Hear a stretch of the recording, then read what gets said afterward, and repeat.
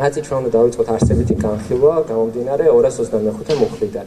მუხლი, რომელიც გულისხმობს, რომ ძალადობრივი ჯგუფის ორგანიზება მოხდა და ძალადობრივმა ჯგუფმა რაღაცა დააზიანა, რა შედეგიც დადგა, დისპოზიცია, რასაც გვეუბნება. და თვითონ მუხლის მოთხოვნა, რასაც ჩვენ გვედავება, თეორიულად ეგეთი შედავების ხარისხით შეიძლება, რომ ამ კიბერტერორიზმის მოგვედაონ, ან მოგვედაონ სიტყვაზე ოჯახურიც. მაგალითისთვის რა ჩემს თავში ვეჭდება ესეთი რაღაცა. სიტყვაზე შეიძლება ჯგუფის ორგანიზება მოხდეს, ისე რომ კი პირები ერთმანეთს არ იცნობდნენ რაღაც კონკრეტულ ადგილას, ვიღაც უცხო ადამიანები ნიღბებით თუნდაც შეიძლება სახელიც ვერ დაინახო, რაღაცა შეიკრიბონ და რაღაცა გადაინაწილონ.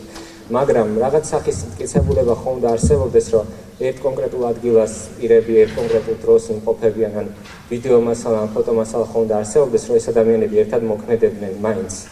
და როდესაც ეს მოცემულობა არ გვაქვს, რომ აი ერთ სივრცეში, ერთ დროში ადამიანები არაუცილებელი ერთმანეთს იცნობდნენ, მაგრამ ერთად მოქმედებდნენ, ჩვენ მაშინ შევდივართ ისეთ საქმის განხილვაში, რომლის მუხლიც არის ფაქტობრივად შეუფერებელი.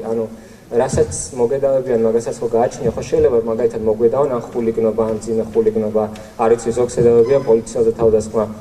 სადაც შეიძლება განხილვა და პროკურატურა შეუძლია იმის სპეკულირება ან დაცვის გამოყენება, რომ რაღაცას ან ქონდა ადგილი, რაც შეიძლება განვიხილოთ და თუ ჩვენ შემთხვევაში პროკურატურას იმის პრეტენზიაც კი არ აქვს, ერთმანეთს ვიცნობთ, მაშინ ელემენტარული ჩვენი ერთ სივრცეში და ერთ დროში, აი დროსა და სივრცეში ერთდროულად თანაარსებობის მტკიცებულებას თუ არ არის, მე ვერ ხვდები ლოგიკას 225 მუხლის არსების განხილვაში შესვლის. ახლა სიტყვაზე რომ ავდგეთ და კიბერტერორიზმი რომ ავიღოთ, ჩემ ვიდეო მასალაზე.